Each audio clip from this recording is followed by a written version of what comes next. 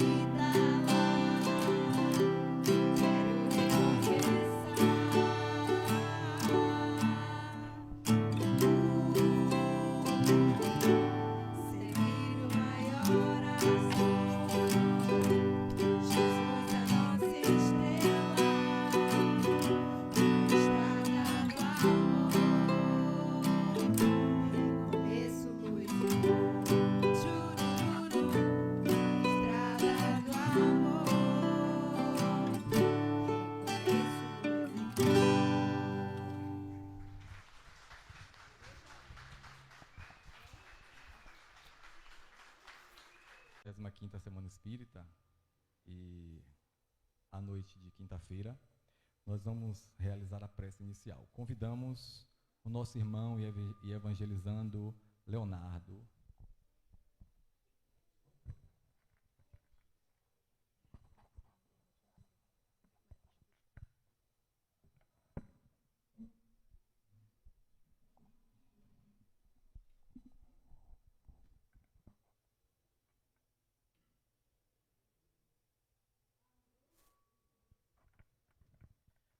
Boa noite a todos. Vamos fechar os nossos olhos, sentar de maneira confortável na cadeira e elevar os nossos pensamentos ao mais alto, buscando sintonia com a paz e a luz que nos amparam. Com gratidão em nossos corações, nos reunimos neste momento especial para o estudo e a reflexão. Agradecemos pela oportunidade da vida, pelo amparo constante dos amigos espirituais e pela bênção de podermos estar aqui unidos em fraternidade. Pedimos que este ambiente seja envolvido em luz, serenidade e harmonia, para que possamos receber os ensinamentos com clareza e transformá-los em atitudes de amor e caridade em nosso dia a dia. De modo especial, elevamos nossas preces em favor do nosso irmão palestrante, que hoje falará sobre mediunidade, obsessão e caridade. Que ele seja amparado e inspirado pelos benfeitores espirituais, para que suas palavras cheguem até nós com serenidade e entendimento, trazendo esclarecimento, consolo e motivação para seguirmos no caminho do bem. Que este encontro seja abençoado e proveitoso e edificante para todos nós. Assim seja.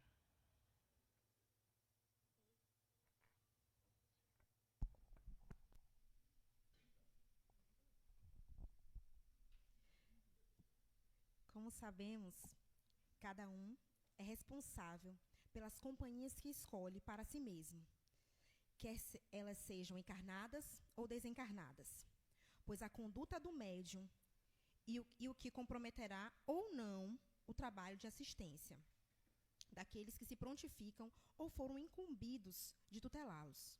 Médiuns de qualquer tipologia classificatória, conhecer-se-á avaliar os próprios desejos e intenções, o ponto de garantia para mudarmos e nos livrarmos das possíveis obsessões. Essa é uma fala do espírito Samuel Bulamarque, através do médium Lindomar Coutinho. Está presente no livro Médium, Conhece-te a ti mesmo, capítulo 10. Como foi dito, nosso subtema da noite será a mediunidade, obsessão e caridade. E será apresentado pelo nosso querido James Ney, do Centro Espírita Casa do Caminho, e Humberto de Campos, em Salvador. Com vocês, James Ney. É James Ney. James.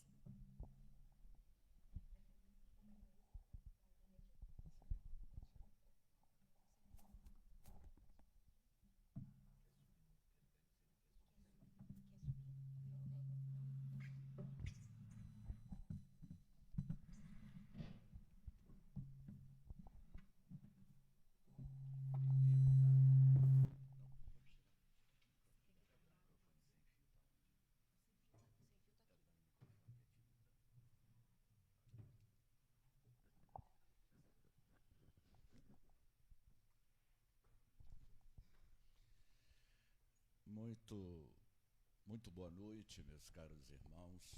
Que o Senhor da vida nos proporcione clareza espiritual, entendimento para a nossa jornada espiritual.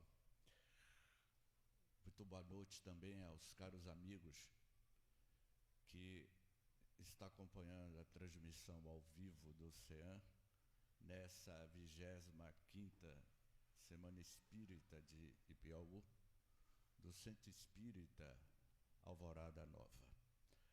Eu confesso a vocês que, ao ver essa nova geração levando a mensagem de Francisco de Assis, nos toca de forma muito profunda. Mas uma vez ouvir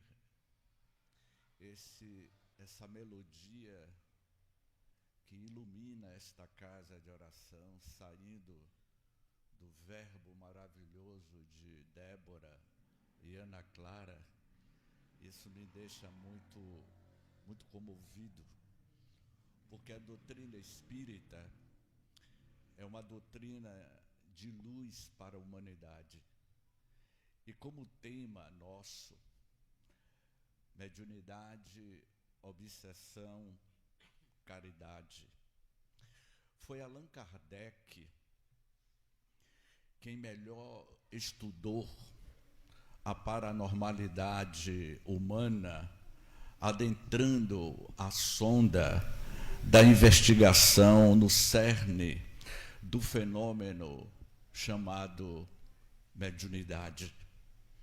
E que certamente cada um de nós somos portadores desta nobre faculdade mediúnica que desde os primórdios do homem de Neandertal, na pré-história, nas profundezas das cavernas, naquele período em que o relógio marcava aproximadamente 50 mil anos no passado, a mediunidade já se fazia ostensiva naqueles homens de Neandertal, depois o homem de Cro-Magnon. Então, desde os primórdios da história das grandes civilizações, o ser humano sempre foi portador deste DNA, se assim eu posso me expressar, o DNA da mediunidade, desta capacidade da paranormalidade, como vai chamar Divaldo Franco, que cada um de nós somos possuidores. No capítulo 14 do Livro dos Médiuns, Kardec apresenta a seguinte definição: toda pessoa que sente em grau qualquer a influência dos espíritos é por isso mesmo médium. Portanto, o que nós acabamos de assistir ao vivo para todo o Brasil, porque a rede social é transmitida para todo o Brasil, e quando aquelas criancinhas começaram a cantar, e os jovens também, se alguém aqui neste auditório é portador, portadora da faculdade mediúnica de clarividência, vai entender perfeitamente o que nós acabamos de perceber, que desde eternidade as crianças também são portadoras desta faculdade nobre que é a mediunidade. O codificador Allan Kardec apresenta a mediunidade como sendo uma faculdade orgânica encontrada quase em todos os indivíduos, sem exceção. Todos nós recebemos uma inspiração, uma intuição. O que é uma intuição? O que é uma inspiração? E nós estamos constantemente com os nossos pensamentos conectados com essa outra falange ou sociedade do mundo espiritual. O mundo espiritual é a nossa verdadeira pátria, e os espíritos que habitam as diversidades de regiões no mundo invisível, o mundo espiritual, nós estamos constantemente sendo influenciados direta ou indiretamente por essas entidades espirituais que cada um de nós elegemos como companhias espirituais. Emmanuel, no livro Pensamento e Vida, na introdução, Emmanuel vai dizer: o pensamento cria a vida que procuramos. Você é o criador das suas formas, pensamentos. É você que é o construtor ou a construtora do seu mundo mental. E certamente você terá as companhias que você busca através do tipo de pensamento que você está se conectando com o mundo espiritual. Então, o codificador apresenta que essa faculdade mediúnica ela é orgânica, encontrada quase em todos os indivíduos, à semelhança de qualquer outra aptidão, como a memória, a inteligência e a razão. Então, todos nós somos este violino cello, e quando o violino está muito bem adestrado, está muito bem afinado, o médium vai utilizar este violino para nos apresentar verdadeiras partituras da comunicação entre o céu e a terra, não constituindo assim um patrimônio especial de grupos, nem privilégio de castas. É inerente, meus queridos irmãos, minhas queridas irmãs, é inerente ao espírito que dela se utiliza, encarnado ou desencarnado, para o ministério de intercâmbio entre as diferentes esferas de evolução em que cada um de nós nos encontramos. Eu vou ser repetitivo, o que o nosso companheiro ontem, em uma sua fala, ele disse: os espíritos influenciam em nossas vidas bem mais do que vocês imaginam. Essa questão do Livro dos Espíritos, 458, é muito bem batida. Significa que nós estamos constantemente sendo influenciados por espíritos e que a mediunidade, ela deve ser muito bem trabalhada, muito bem disciplinada. Quando você está aprendendo a dirigir um automóvel, você começa a fazer umas certas barberagens, porque você não tem muito domínio, você está inseguro, mas com o passar do tempo, você começa a ter uma capacidade de dirigir aquele automóvel, você já dirige de forma natural. A mediunidade é mais ou menos semelhante a este automóvel que você vai disciplinando até que chega um momento que você tem a capacidade, como vai dizer Kardec no capítulo do Livro dos Médiuns, do Laboratório do Mundo Invisível, e que você começa a ter a capacidade de autodisciplinar o teu pensamento e entrar em sintonia com os benfeitores espirituais. Pois bem, essa aí é a mediunidade. Dr. Juliano Moreira, e como eu comentei, todos nós somos médios. Todos os 8,5 bilhões de seres humanos que vivem na Terra são portadores de mediunidade, e não seria diferente de Dr. Juliano Moreira. Dr. Juliano Moreira, ele reencarnou no ano de 1873 em Salvador, na Baixa dos Sapateiros. Iria desencarnar muito novo, com 59 anos de idade, em 1932. Apesar de ser negro, Dr. Juliano Moreira, e de família pobre, em 1886, 2 anos antes da abolição oficial da escravatura, Dr. Juliano Moreira entrou na Faculdade de Medicina da Bahia, formando-se aos 18 anos, em 1891. Dr. Juliano Moreira, que futuramente seria conhecido nos anais da psiquiatria brasileira, dos anais da psiquiatria mundial, aos 18 anos.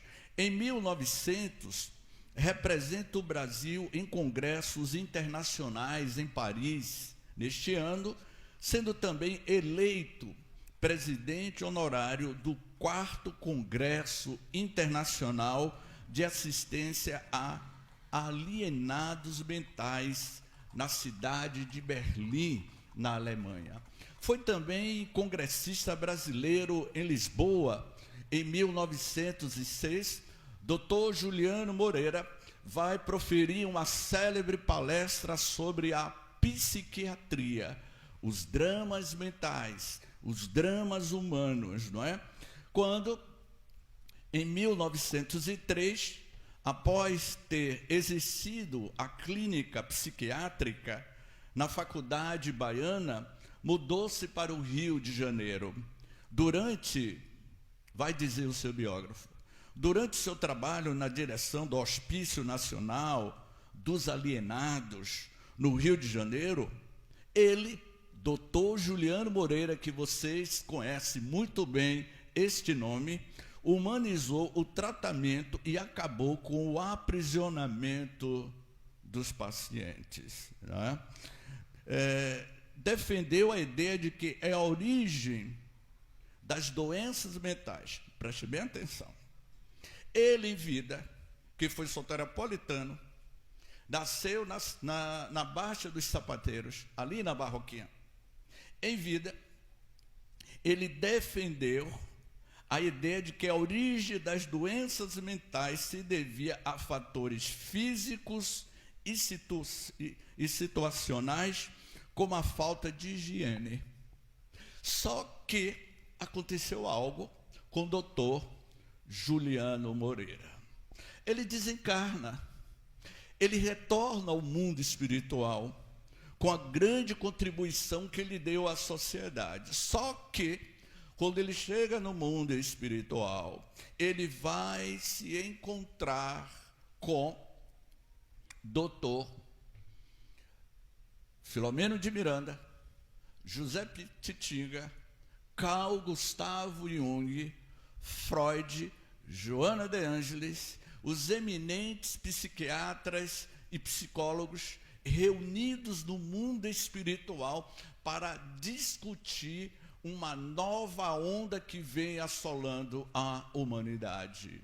Divaldo Franco vai psicografar o livro Transtornos Psiquiátricos e Obsessivos, e que nesta obra notável, Dr. Juliano Moreira, em uma célebre palestra no mundo espiritual, ele vai rever todo o seu conceito de psiquiatra, agora em uma nova ótica da questão da obsessão.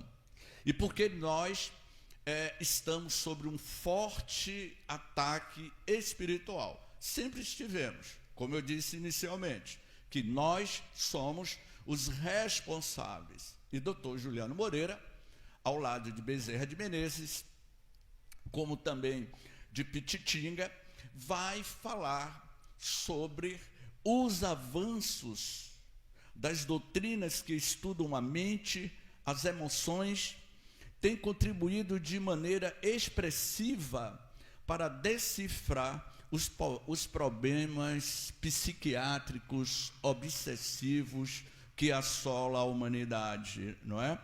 Nada obstante, em face de muitos conflitos gerados, olha o que o Filomeno de Miranda, ao lado de Dr. Juliano Moreira, no mundo espiritual, em um grande conclave, ele vai dizer, esse livro foi psicografado em 2014, ele vai dizer que a tecnologia, de certa forma, tem influenciado no nosso comportamento mental, como vocês estão vendo na atualidade.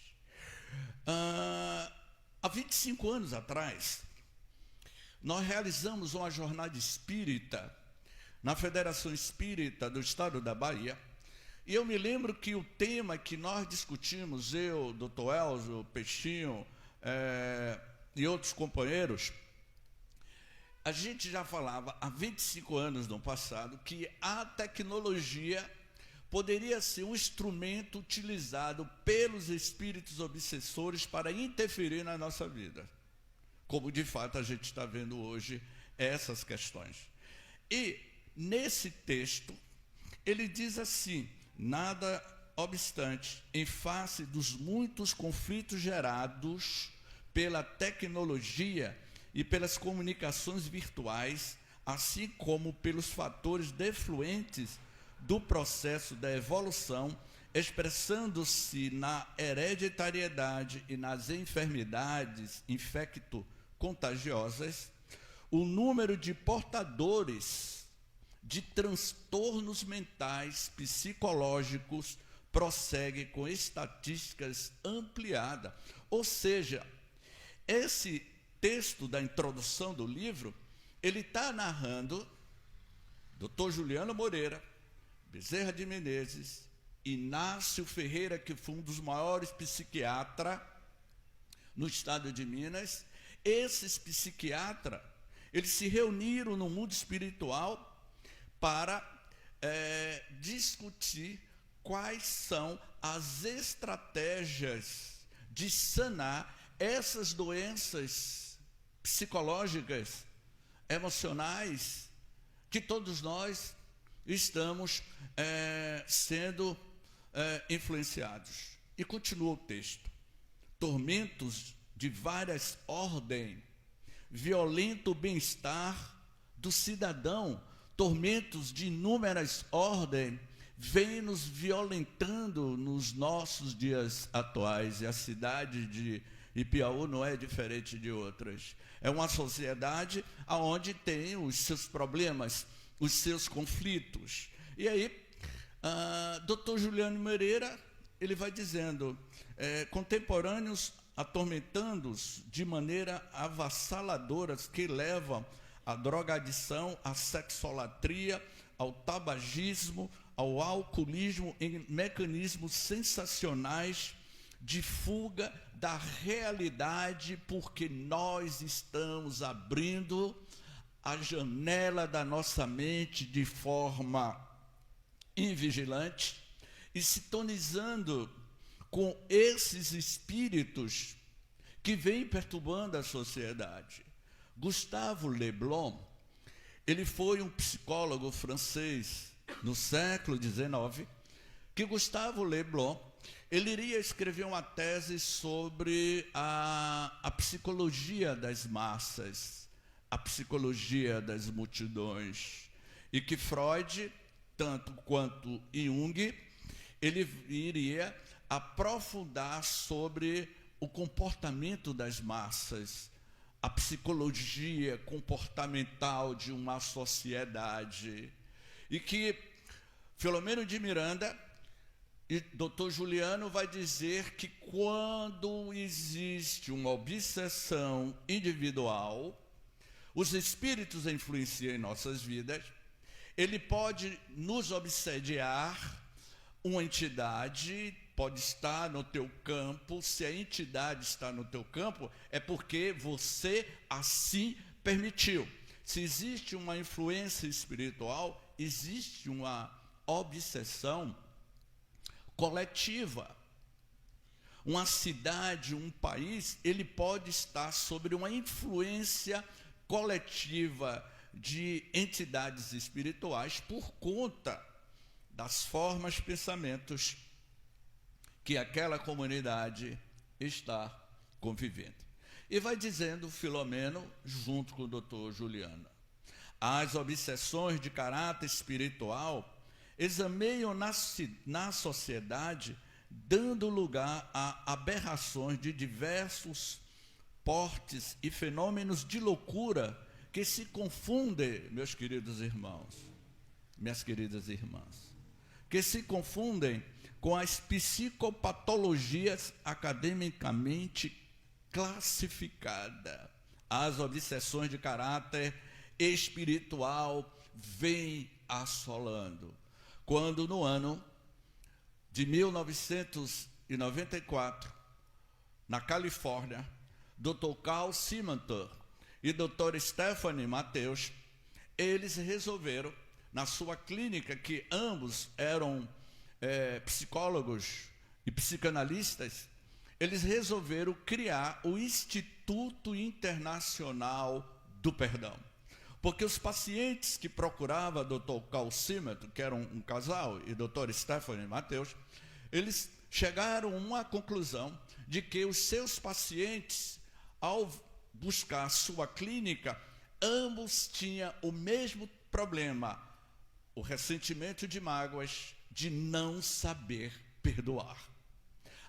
O perdão é a chave mestra da evolução espiritual da raça humana no planeta Terra. Sabe por quê? Ele só precisou de 3 anos, 36 meses exatos, divulgando as suas bem-aventuranças na Terra. Ele fez inúmeras parábolas, e todas as parábolas de Jesus, ela tem uma conotação terapêutica, uma conotação espiritual.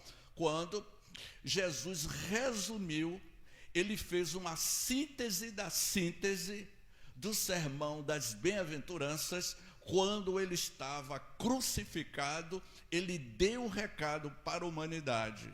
Passaram-se 2025 anos, nós não entendemos Absolutamente que não. Uma parcela da humanidade ainda não entendeu a mensagem que Jesus legou para a humanidade quando ele disse: Pai, perdoa, pois eles não sabem o que fazem. Quando você não perdoa, você guarda mágoas, ressentimentos, você cria um padrão emocional negativo que você vai se conectar com os espíritos. E se você é causador de um trauma psicológico, emocional em alguém, se você tira a vida de alguém ou você destrói a vida de alguém, é evidente que você vai ter que responder por essas consequências. Então, perdão, que Dr. Carl Simonton e Dra. Stephanie Mateus comentavam, há uma necessidade de ressignificar o teu comportamento para que você não sofra. Porque karma, provação e expiação, ou expiação, karma e provação, é uma consequência da ação e da atitude de você. É você que cria o seu próprio karma, a sua expiação, a sua aprovação. Você é responsável pelas suas ações. Então, o Dr. Carl Simonton, ele vai trabalhar a questão do perdão para aliviar as suas mágoas, as suas dores. Aquele infeliz eu não perdoo. Você desencarna, levando para o mundo espiritual, emocional vai mudar? Absolutamente que não. Você vai levar toda a sua carga emocional de raiva, de ira, e você vai acabar se conectando indiretamente ou diretamente com aquela pessoa que desgraçou a sua vida, e ele vai ficar ali no seu campo mental. Então, quando o Dr. Juliano Moreira, no mundo espiritual, revendo o conceito da psiquiatria, eles chegam à conclusão que a maioria dos pacientes, que foi o caso de Santos Dumont foi paciente de Dr. Juliano Moreira durante um período no Rio de Janeiro, e ele ficou praticamente quase 2 meses fazendo tratamento com o Dr. Juliano Moreira. Mais tarde, como vocês sabem, ele veio a tirar a própria vida porque ele não suportou a sua criação, o seu invento sendo utilizado para a Primeira Grande Guerra Mundial, que foi a construção do avião. Então, o doutor Juliano, ele vai chegar a uma conclusão, junto com o doutor Inácio Ferreira, com o doutor Bezerra. Esses eminentes psicólogos que foram na Terra, eles se reuniram em um conclave para discutir que o cerne da psiquiatria está na questão da obsessão. Preocupados com o imediatismo, os homens e as mulheres deixam-se embair pelos fogos de artifício do prazer momentâneo, investindo todos os bens de que dispõe para fruí-lo, inevitavelmente comprometendo-se com os prejuízos morais que passarão a atormentá-lo depois. Qualquer ação nossa pode trazer consequências devastadoras.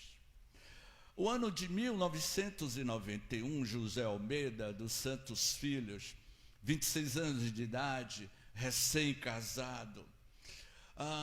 Eu e James Ney, com 26 anos, trabalhávamos no banco, vendido no ano de 1991, quando ele descobriu que estava com câncer nos ossos.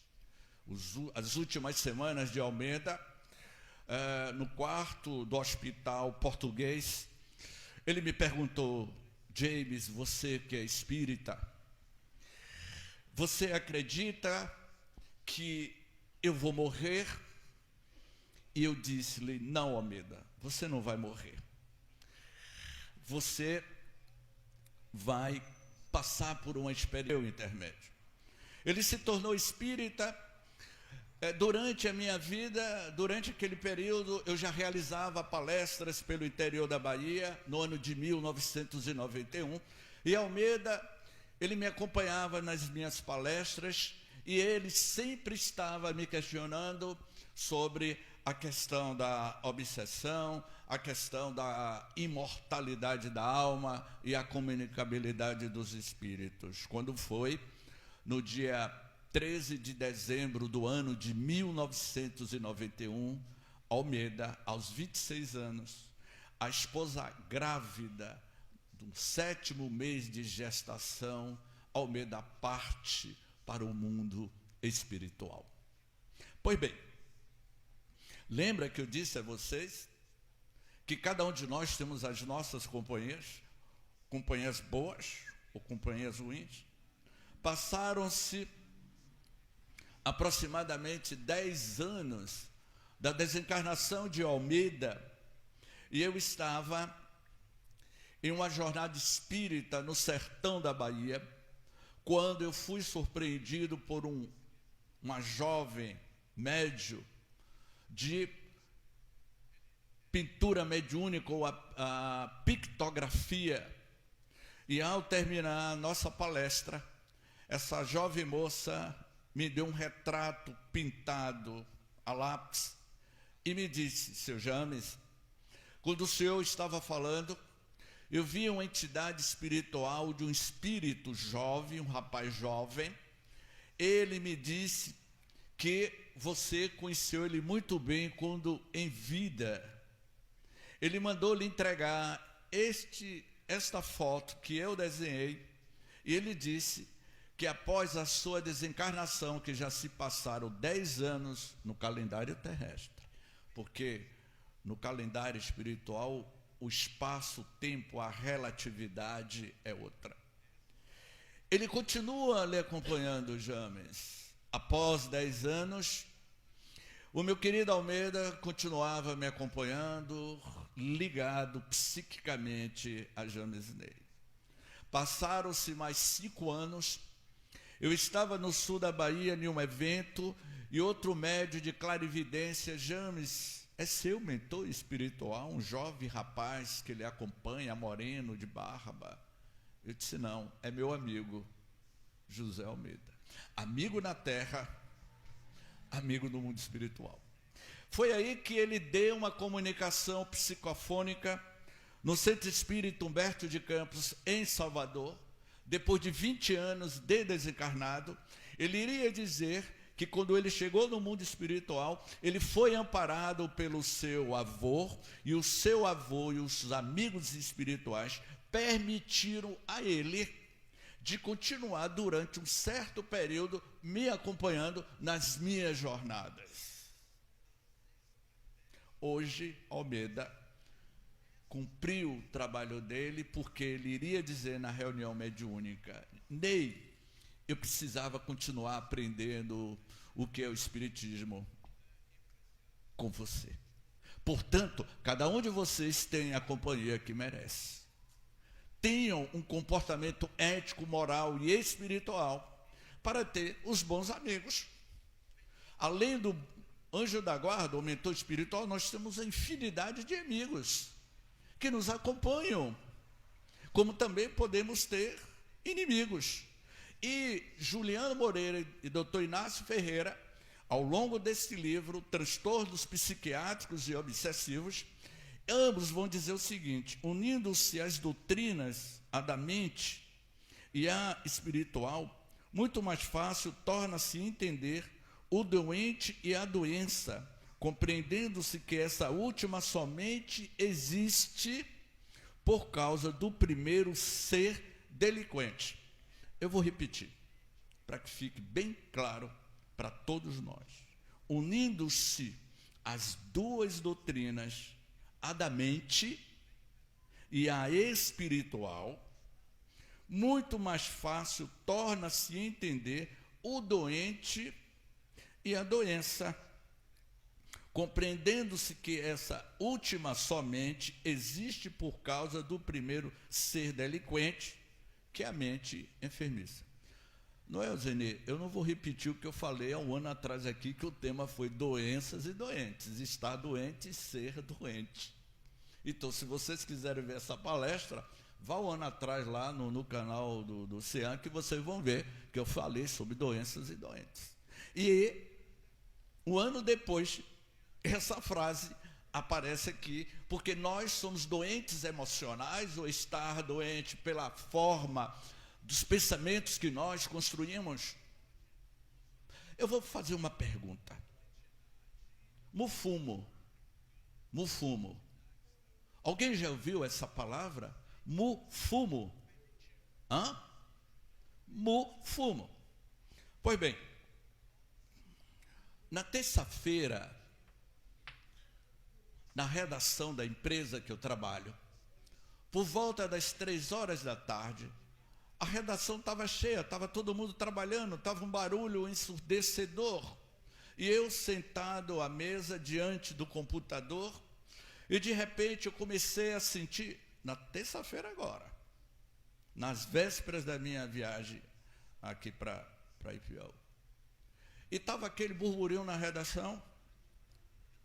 Eu comecei a cochilar. Sabe aquele cochilo? Aquela demência, eu senti aquele cochilo. Eu na frente do computador, eu senti aquele cochilo. Foi questão de segundo. Quando eu cochilei, me veio uma voz e uma palavra: Mufumo.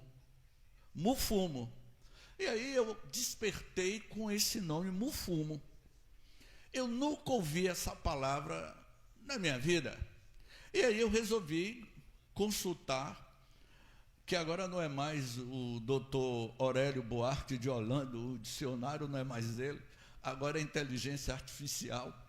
E eu joguei lá para a inteligência, o chat GPT, e me deu uma definição do que é o mufumo, uma árvore.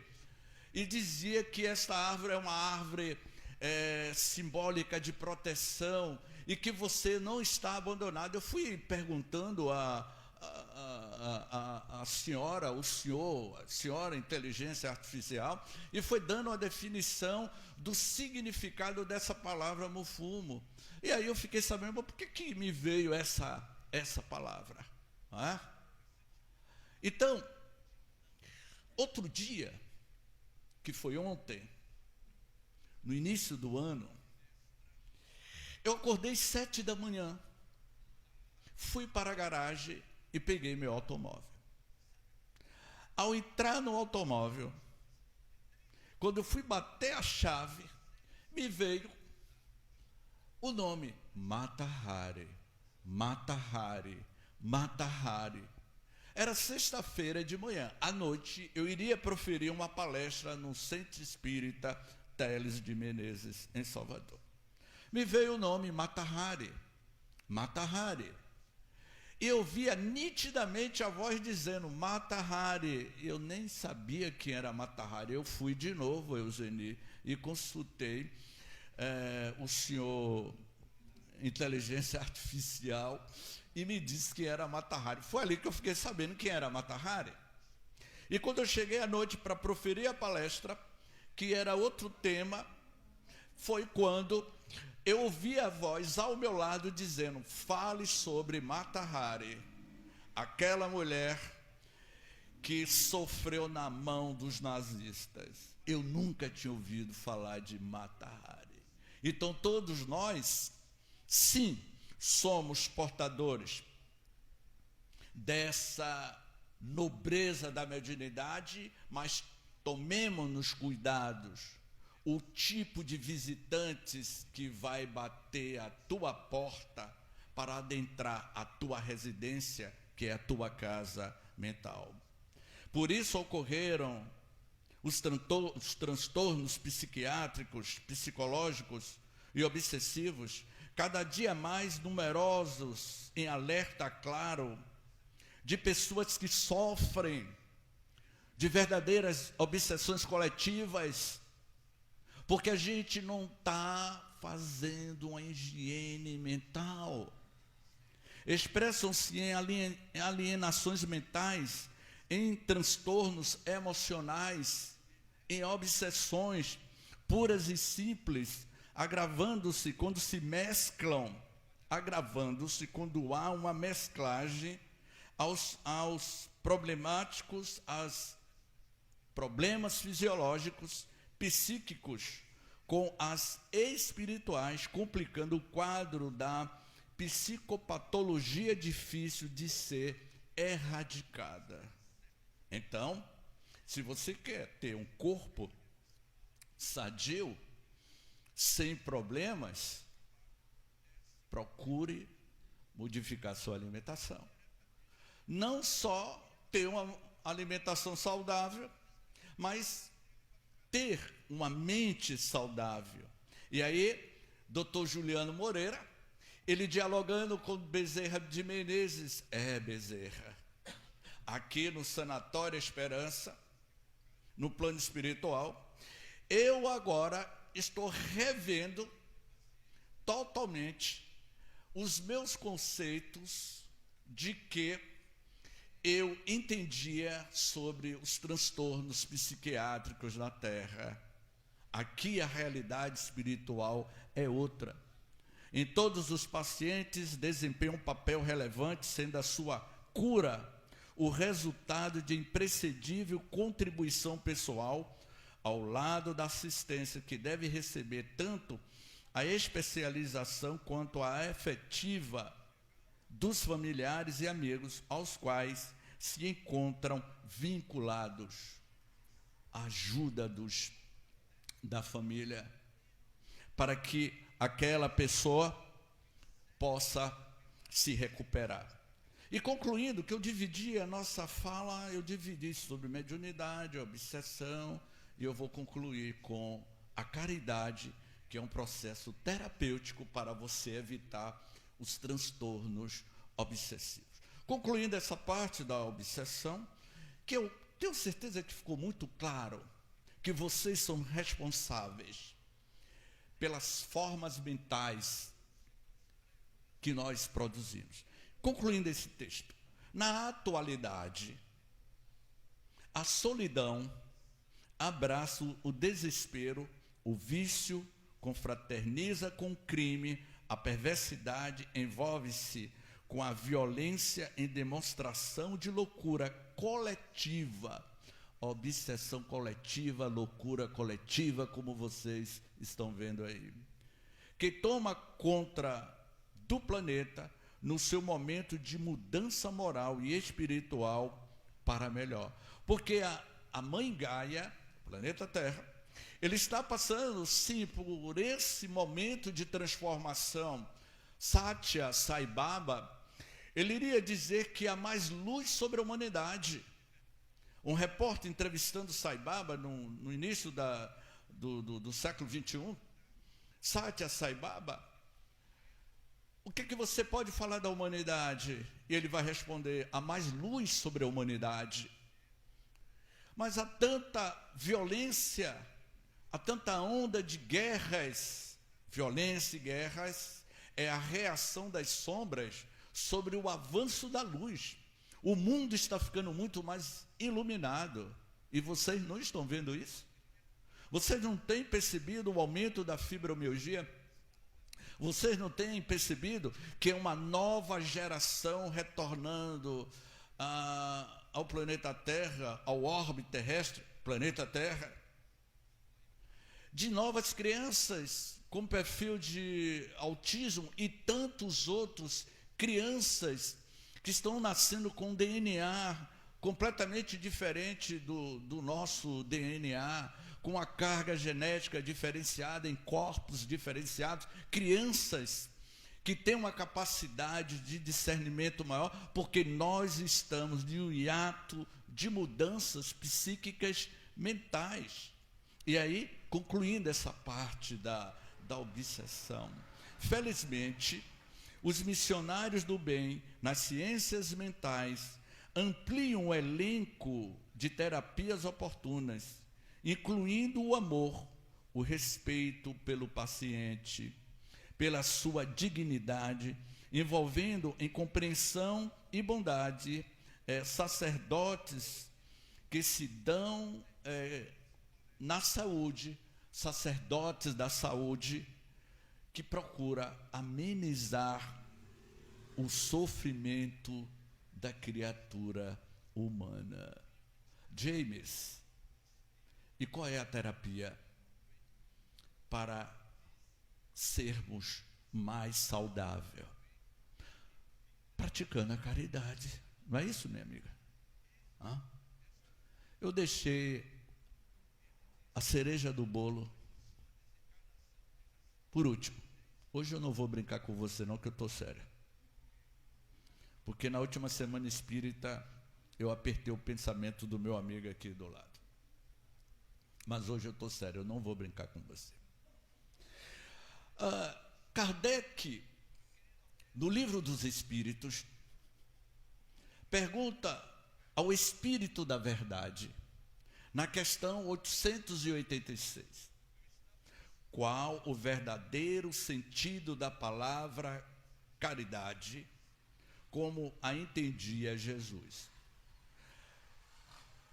Eu disse a vocês que a caridade é uma terapêutica para neutralizar ou amenizar os nossos conflitos, problemas de obsessão e por aí vai.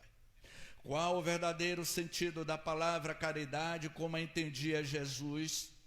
O professor Rivail, na Sociedade Parisiense de Estudos Espíritas, em Paris, no primeiro centro espírita que Kardec fundou, os espíritos, em inúmeras comunicações psicofônicas através das mesas girantes e depois através dos médios,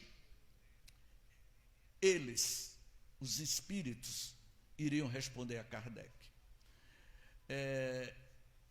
O amor e a caridade, o amor, essa palavra de 4 letras, tem uma profundidade de mudar a história da humanidade.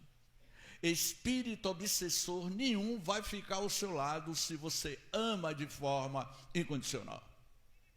O Máscara de Ferro, relatado por Sueli Caldas, no livro O Semeador de Estrelas, conta a história do Máscara de Ferro, que atravessou séculos obsediando Divaldo, e nos últimos momentos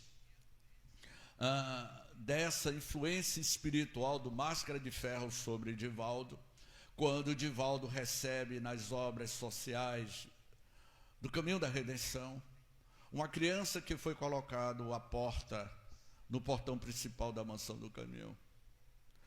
A criança chorava, Nilson, ao lado de Divaldo, correram para ver quem tinha deixado aquela criança nos anos 80. E ao se aproximar, Nilson pergunta, Divaldo, já tem tantas crianças que a gente já adotou? Essa aqui não vai ser diferente, Nilson. Eu vou adotá-lo como meu filho. Neste momento, depois de séculos de interferência espiritual, o espírito Máscara de Ferro lhe aparece e diz, você vai adotar esta criança, esta menina? E Divaldo disse, vou.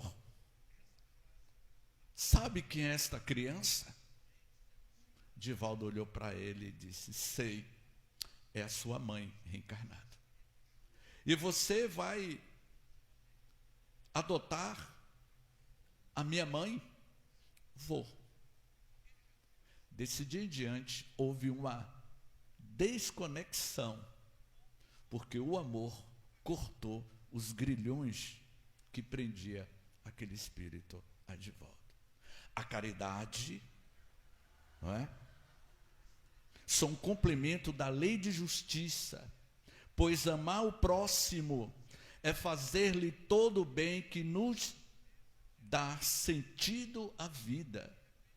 O sentido desta palavra de Jesus, amai-vos uns aos outros como irmãos.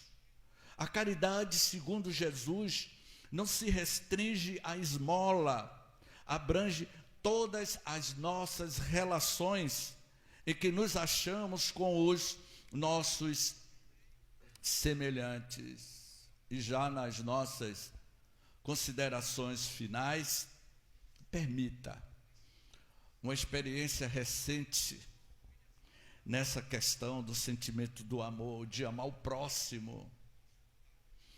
Pois bem, aproximadamente há uns 6 meses atrás, mudou um novo vizinho ao lado do nosso apartamento. A janela da sala deste vizinho fica muito próximo ao gabinete onde eu estudo. Não é que eu seja fofoqueiro, porque eu não sou fofoqueiro, eu vou até beber água.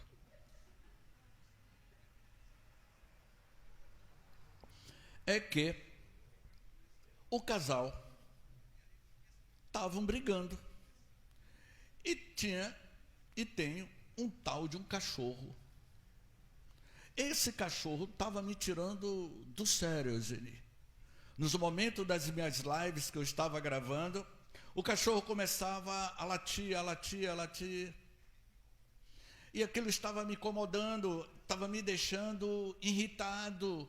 Sabe quando surge uma sombra, um peso no seu peito, porque você começa a guardar raiva? Eu já estava com raiva eu gosto de cachorro, eu já tive cachorro. Amo animal. Mas aquele animal estava me tirando da minha conexão com a espiritualidade. E aí eu já estava para estourar. Foi aí que um certo dia eu chamei o proprietário, o tutor do animal, e disse: olha, eu dou aula aqui e o seu cachorro está latindo. Seu James, o que é que eu posso fazer? Não é? Mas mesmo assim eu comecei a sentir muita raiva, um sentimento de raiva. Foi aí que eu me vinguei, quando a esposa deu um esporro no maridão. E não é que eu seja fofoqueiro, porque eu via tudo. E aí eu ouvia a discussão entre eles dois. E ela brigando com ele. E eu, Zeni, um espírita, ouvindo a conversa do vizinho, não tinha como não ouvir, eles estavam falando alto. E aí eu disse: aí, tá vendo? Então, homem aí, ó, mulher quando joga duro em cima do maridão que sai dando esporro. Foi aí que eu comecei a ficar com pena do pobre marido. Foi quando ela disse um monte de coisas e disse uma frase que era o seguinte: você é sem noção, maridão. E o maridão não entendeu o que é sem noção. Foi aí que entrou o meu lado de inveja. Quem aqui não tem inveja do vizinho? Que não tem inveja de um carro novo, do vizinho? O vizinho tacou. E naquele momento estava entrando o meu lado, meu amigo, o meu lado mais. Foi aí quando a mulher disse: você é um sem noção. E ele disse: o que significa sem noção? Aí ela chegou e disse: Alexa, defina o que é sem noção. E Alexa, que eu sempre quis ter um Alexa na minha casa, eu fiquei morrendo de inveja do vizinho, porque ele tem um Alexa e eu não tenho um Alexa. Foi aí que: Alexa, defina o que significa sem noção. E Alexa estava com som alto, que deu um esporro no marido, tomou esporro de Alexa e tomou esporro da esposa. E eu fiquei com inveja de Alexa, porque eu não tenho uma Alexa em casa. Foi aí quando eu entendi que o problema não era eles, e tampouco Alexa, que é uma inteligência artificial. Que o problema era eu que precisava mudar a posição da minha antena parabólica. E o que é antena parabólica? A minha mente. Mude a sua faixa. Eu mudei completamente. Hoje, o cachorro não me incomoda, ele fica latindo lá. Eu neutralizei. Procurei fazer com que, disse Teilhard de Chardin, um monge francês, como Anselm Grün, um monge alemão, ao escrever o livro Amar é a Única Revolução. Eu sou amor. E quando você se envolve nesse espírito da caridade do amor, você neutraliza essas ações. Hoje eu estou muito bem com ele, não tenho mais nenhum problema. Concluindo, a força soberana da caridade. Nos anos 80,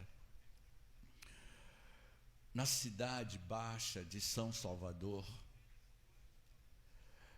Irmã Dulce, conhecida hoje como Anjo Bom da Bahia,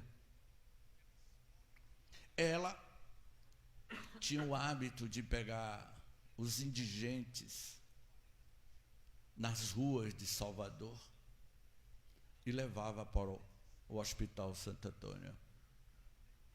Quando a Irmã Dulce, em 83, ficou doente, o médico que cuidava de Irmã Dulce perguntou: irmã, o que lhe move para esse trabalho social, esse amor que você tem pelos doentes, pelos indigentes?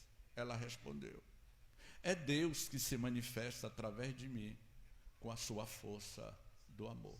Deus, meu filho, é amor. E eu sou um instrumento do amor de Deus na terra.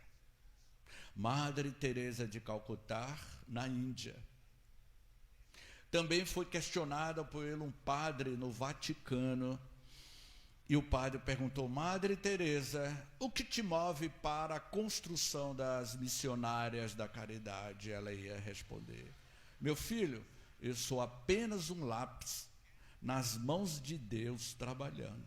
É Deus operando o teu amor através de uma filha imperfeita, e tenho aprendido a amar. Quando, Irmã Dulce, na sua dimensionalidade do amor ao próximo, ela pegou um indigente de rua, todo chagado, cheio de pústulas, de chagas, o corpo exalava um estado de decomposição, cheios de feridas. Vocês acabaram de ouvir as crianças na oração de São Francisco de Assis. Foi quando ela para um táxi. O taxista não queria levar aquele homem chagado, cheio de pústulas. Irmã Dulce, se eu colocar esse homem dentro do meu táxi, o meu táxi vai ficar infectado, ele exala podridão, carne em estado de decomposição. Ele era totalmente enxagado. Irmã Dulce era uma gigante da alma, 1,50 m de altura, baixinha, magrinha. Ela iria dizer: não se preocupe, meu filho, Deus opera milagre, seu carro não vai ter problema. Mas vai sujar o meu veículo, o meu táxi? Não se preocupe, meu filho, me ajude a colocar o pobre homem dentro do teu táxi. E o taxista colocou aquele homem dentro do táxi contra a vontade dele. Mas Irmã Dulce tinha uma força, uma autoridade moral, uma autoridade espiritual, espírito que já adquiriram essa autoridade de amar de forma incondicional. Foi quando, ao parar na porta do Hospital Santo Antônio, o taxista ajudou a Irmã Dulce a tirar aquele pobre homem. Irmã Dulce não pagou a corrida, porque ela não pagava a corrida. Ela ia na Barão de Cotegipe. Eu trabalhei lá na Barão de Cotegipe, eu já tive a oportunidade de uma época conhecer a Irmã Dulce. Ela ia na Barão de Cotegipe, chegava lá nas lojas de ferramentas, pedia uma escada. No outro dia ela voltava, a escada que eu pedi era pequena, eu preciso de uma escada maior, e ninguém tinha condições de cobrar de Irmã Dulce, porque era amor, exalava amor.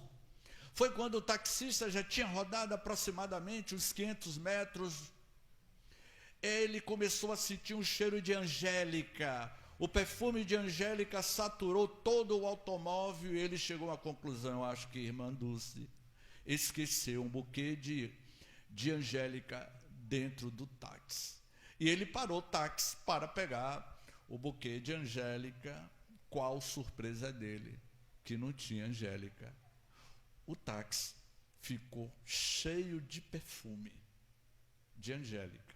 Um dos milagres do amor de Irmã Dulce. Portanto, meus queridos irmãos, eu encerraria essa nossa fala com o que Teilhard de Chardin fala sobre a força soberana do amor e como a caridade, o indivíduo que exerce a caridade, ele se torna amor. E se tornando amor, absolutamente espírito obsessor não vai querer entrar no seu campo, porque você transborda amor. E Teilhard de Chardin vai dizendo: dominamos a energia do vento, dos mares e do sol. Dominamos a energia do vento, dos mares e do sol. Mas, no dia em que o ser humano aprender a lidar com a energia do amor, este conhecimento será tão importante como foi a descoberta do fogo. Portanto, meus queridos irmãos, é o amor, esse DNA de Deus que está em nós, é esse amor que Francisco de Assis, na sua oração cantada pelas crianças, essa conexão com o divino que movia Francisco de Assis, o Provélo de Assis, ele abria a sua alma e atendia os leprosos. Ele não fazia distinção, ele renunciou ao mundo de César, a família Bernardone na qual ele pertencia. Ele se desconectou com o mundo de César, com as portas largas do mundo de César, e buscou a porta da renúncia e procurava amar de forma incondicional. Senhor, posso ler? Senhor, fazei de mim um instrumento de vossa paz. Onde houver ódio, que eu leve o amor. Então é esse amor que Francisco diz que vai diminuir os impactos das influências espirituais em nossas vidas. Onde houver ofensa, que eu leve o perdão. Onde houver discórdia, que eu leve a união. Onde houver dúvidas, que eu leve a fé. Onde houver erro, que eu leve a verdade, porque a verdade é a luz divina total. Simão Pedro questiona Jesus: Senhor, Rabi, o que é a verdade? E Jesus responde que a verdade é a luz divina total. É essa verdade da luz que Francisco de Assis nos convida a nossa mudança, a ressignificar a nossa forma de ser e de ver o mundo.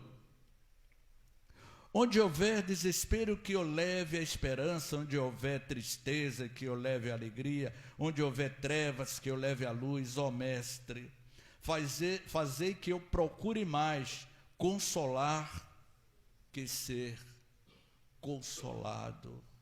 Compreender que ser compreendido. Então busque compreender mais do que ser compreendido, porque isso faz parte da trajetória da nossa evolução espiritual. Se vocês desejam entrar em um mundo de bem-aventuranças, procure compreender como Francisco de Assis compreendeu, que é o mentor espiritual dessa casa, não é isso? E concluindo: ó Mestre, fazei que eu procure mais consolar que ser consolado. Compreender que ser compreendido, amar que ser amado, pois é dando... Eu não estou enxergando aqui, não estou entendendo. Eu não estou enxergando mais aqui o final aqui, não sei o que foi que aconteceu. Pois é o quê?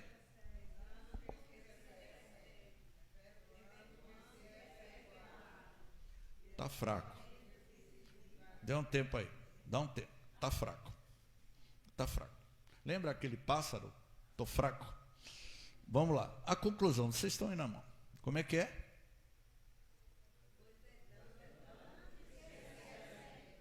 É perdoando que se és perdoado.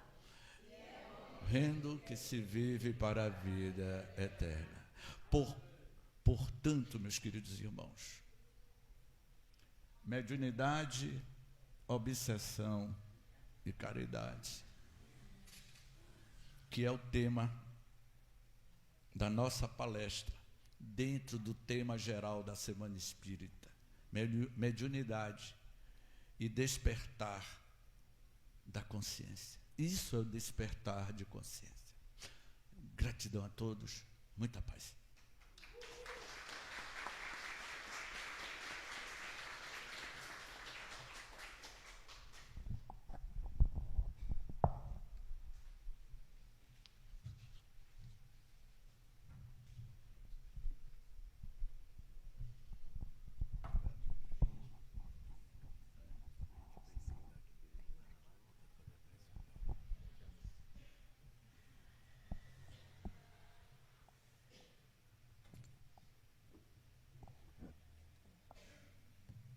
Sou eu, Alexia.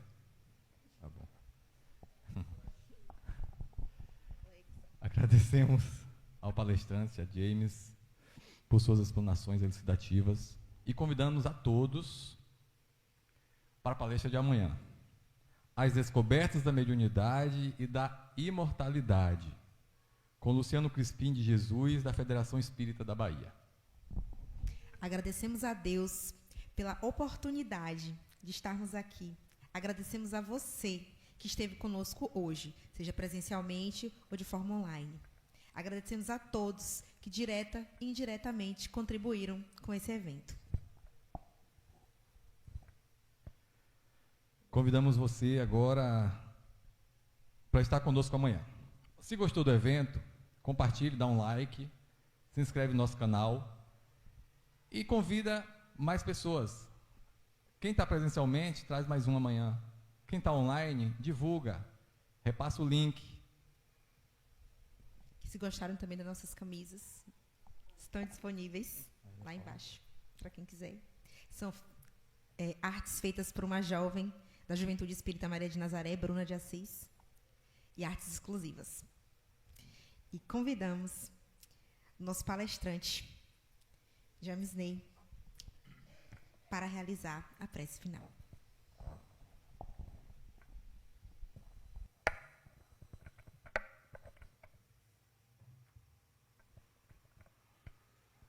Senhor Jesus, timoneiros da humanidade, da compaixão, da misericórdia, aproveitamos este pequeno conclave nesta casa de oração para rogar ao Senhor da vida que interceda pelos sofrimentos humanos. Ó Senhor Jesus, há tantas lágrimas sendo derramadas, há tantas crianças sendo esfaceladas, deixando o seio da sua família. Ó Jesus, com teu amor incondicional, penetre nos lares humanos, levando a sua mensagem de esperança. Por aqueles que se encontram nos leitos dos hospitais, por aquelas mães que sentem o coração partido pelo sofrimento de seus filhos. Tu nos ensinaste, Senhor Jesus, que quando estivéssemos reunidos em seu nome, se faria presente.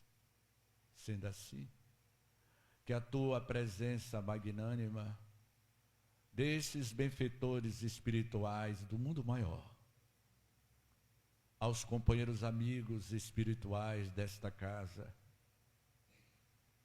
rogai, Senhor, que o teu amor penetre em nossos corações. Gratidão, muita paz.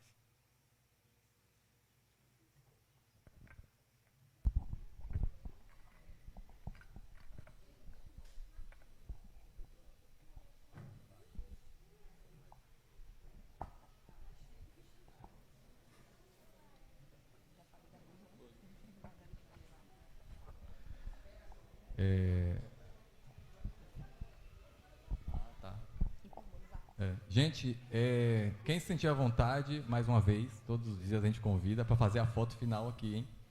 Gemana. E não se esqueçam que a gente tem uma livraria funcionando na recepção, com livros espíritas excelentes. Títulos e emocionantes. Temos também uma cantina, tá bom? Fluidificada, não engorda, maravilhoso. Muito obrigada, gente, pela oportunidade. Nascer, crescer, morrer, renascer ainda e sempre progredir.